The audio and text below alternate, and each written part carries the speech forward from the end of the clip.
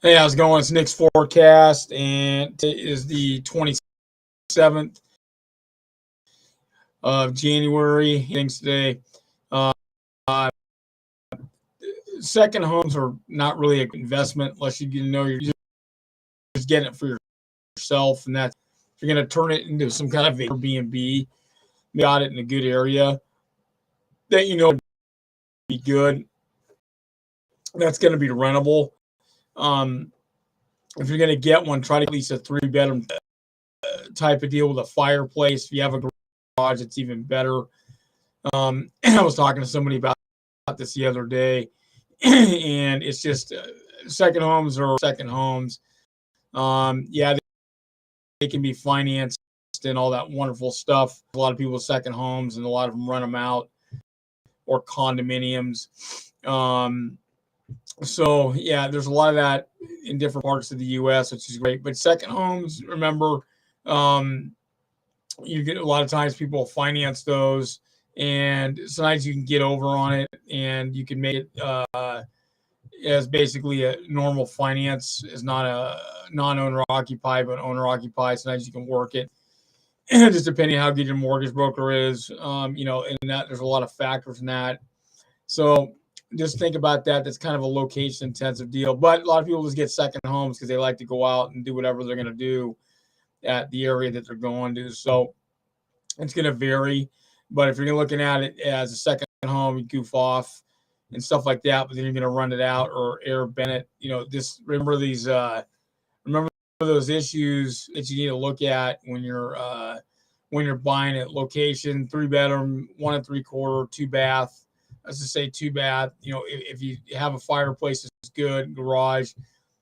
Um, that's just a good thing to have if you can pull off a fireplace in the house, even if you're buying a regular house, do it. And also too making sure it's where you can run it out. If you can buy it cash, if you can't get a finance it, as you can. Interest rates are pretty low, and they're going to be low for a while. The risk, but so what? I mean, that's just the nature of the beast. It's going to happen. So, second, just some stuff to look for. I was watching Cardone yesterday, Grant Cardone, cast, and he was going over taxes, and he was going over some stuff for investors, especially investors that own real estate and basically because they're different tax bracket. Well, I mean, they have different tax implications. Excuse me, because and so it's a lot different houses, and so it makes it a interesting thing. Kind of check out and see as far as putting that together. So these are things to think about when you're going to taxes and you're buying the multifamily homes, the apartment buildings, which are still the Rolls Royce. Yeah, you can buy hotels, but factor involved, and you really need to doing to buy. I felt finance some hotels in the past. Me and my cousin, so I know what's up with hotels. There's a lot of factors in that. Really know what you're doing to operate it, and also hotels people buy are franchises. So if you're buying a Hilton or a Marriott franchise, you need to factor a lot of this stuff in when you're buying hotels. That's why, because you have a lot less hassle, overhead, all the problems that go along with trying to make sure you go, as far as people trying to fill it work for you, and the kitchens and the house cleanings and blah blah blah blah blah. So apartments are better thing, but it's a little bit different having maintenance and clean come in and do it. And also too, you may have the clean crew for the whole thing. You may have it for only parts of it, and your tenant has other stuff. When you have your own apartment buildings, you got as much. You have someone come out there and they cut the grass, some kind of ground crew. You might have maintenance to a third party. You may have a maintenance person on site. So that's a lot of different things. Also, too, stuff, like there's certain parts get to write off. There's certain parts you get to write off an apartment too, things. And so, that's what grant was pretty cool. It's relevant. I've seen some articles come up about it. They usually come up every year about it in some of the different periodicals like Wall Street Journal. So they talk about it. Anyways, Business Insider. And so these are things to think about when you're going ahead and you're buying. Get as much juice after Trump changed the law on that one. A lot of people got write off stuff, and I understand why he did it. So that's just kind of how it, especially in a lot of the rich areas, they didn't get it was capped out.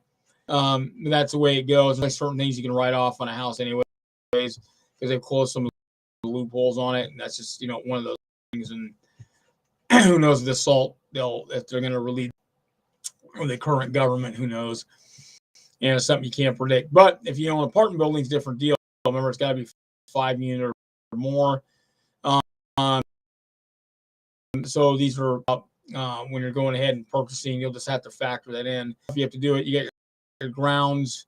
You're going to have an outside maintenance company, or you have a maintenance guy you hire to come in and fix stuff, because probably you're going to clean the apartments after anybody leaves anyway. It's just kind of the nature of the beast, and there's going to be other deferred maintenance on buying stuff. But apartment buildings are still the rules because generally over the long term there's still lower cost to maintain, and a lot of commercial buildings are kind of weird because they just go. They're kind of weird just because of the fluctuations in businesses that may need to lease space in a Class B, Class C, and how the building's built, what kind of land on. Having a strip mall is pretty cool.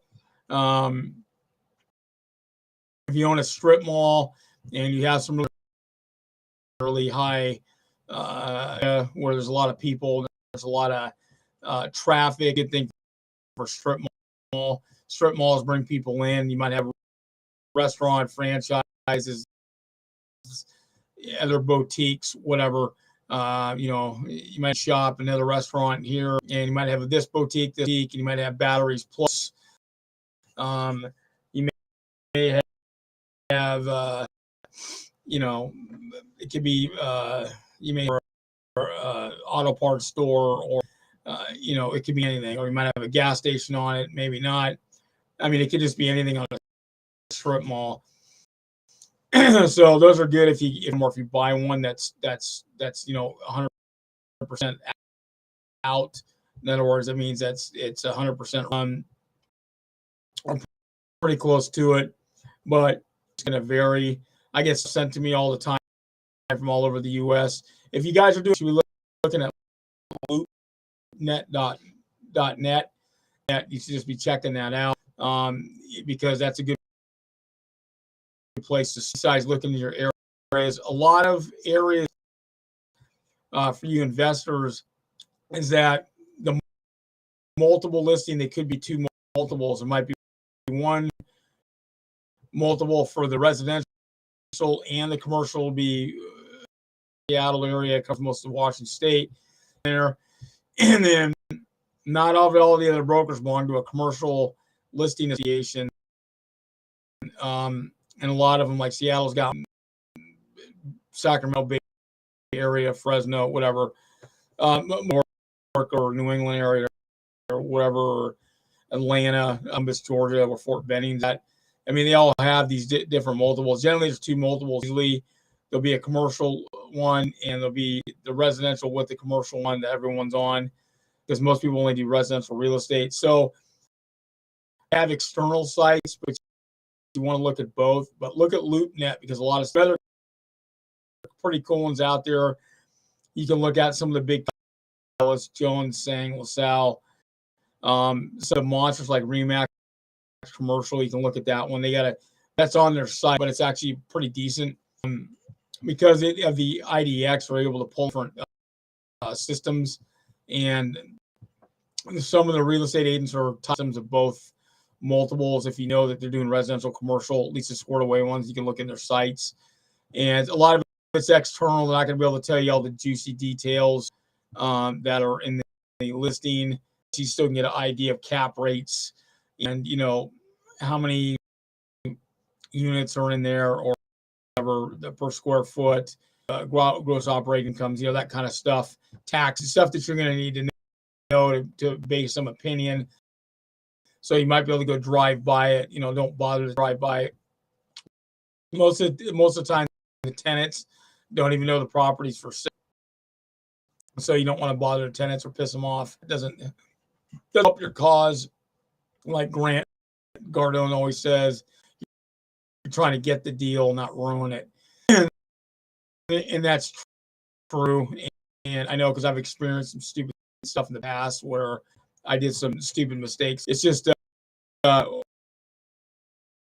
of those things you got to keep on the eye on the ball. But doing that, you should be looking at it and just for doing it. And also, too, sometimes you guys for syndicates of cash and syndicates, but just you got to be realistic too. Go for the 10x to the max goal, but then you got to be realistic too as far as 30%. Some lenders where you can get over that, or you can do stated loans for non-owners. You can get up to 75, 80%, somewhere in there.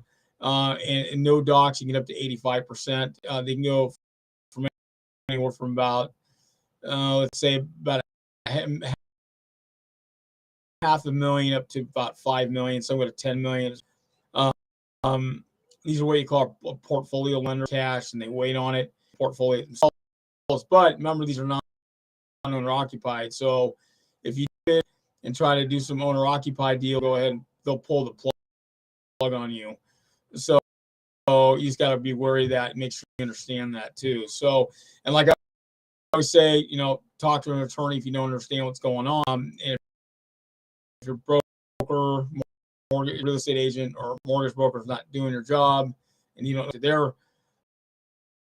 know anything, or they might have a broker in the office that actually explains stuff to you, but don't be afraid to understand it.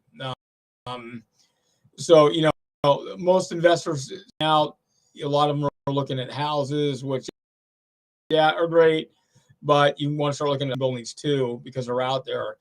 In a lot of high areas on the east and west coast, it's a little bit different. Things are moving. If you go throughout an outlying area, deals on homes, and you can still get them on apartment buildings too. Even in the Seattle area, I get stuff sent to me all the time, or Portland, I see stuff, and I'd be surprised there's some good deals. Even I get stuff from California, agents just send it to me just because you're on this super companies that they've got that send stuff out. And I've seen stuff way outside the county, because LA County is 50 miles in each direction, up into Ventura County, even up into Central California. I mean, there's some good deals out there still that you can get. You just got to go further out. And the thing is, you look at it after you buy it, you may want to get a management company depending on the size. And getting a good management company is a good thing. You just have to interview them, check them out, see what the fees are, what they're going to do. Generally 10%, anywhere off the top each month. And then, you pay for everything else. And make sure, approval, if you do get a management company, especially when it comes to maintenance stuff, there's certain things that are going to happen anyways. They're going to do things you want to keep. So you want to keep a tight rein on costs so you can maximize your profit. So these are things to look at, like a second home, because you own one home, you're just getting a vacation home.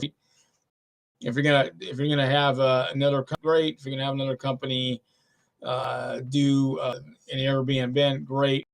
The goal is put down as much as you can, so the least amount of mortgage, so you have better, higher profit on there. Now, if it's just for you and that's family, or that's it, great. But if you're looking at money on it, those are things to consider. So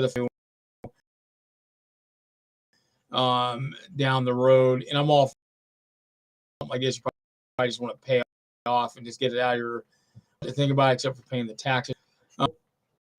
Basically, these are things to think about. Buying second homes, taxes, these things are going to have to look about. Talk to your accountant, talk to your tax attorney, accountant, find out the deal is. Every accountant's got their own say on everything. Talking to tax attorney, yeah, they cost a lot, but for certain, or just talk to your attorney in general, anyways. But these are just ways to make money and things to look about to make your financial future better. Anyways, go to nickforecast.com. It's kind of a short version today. Get some stuff to do.com. If you got any questions, sign up and subscribe to my channel, Nick's Forecast, or go to Facebook at Nick's Forecast. Anyways, have a good one. Kick some butt, make some money. Later.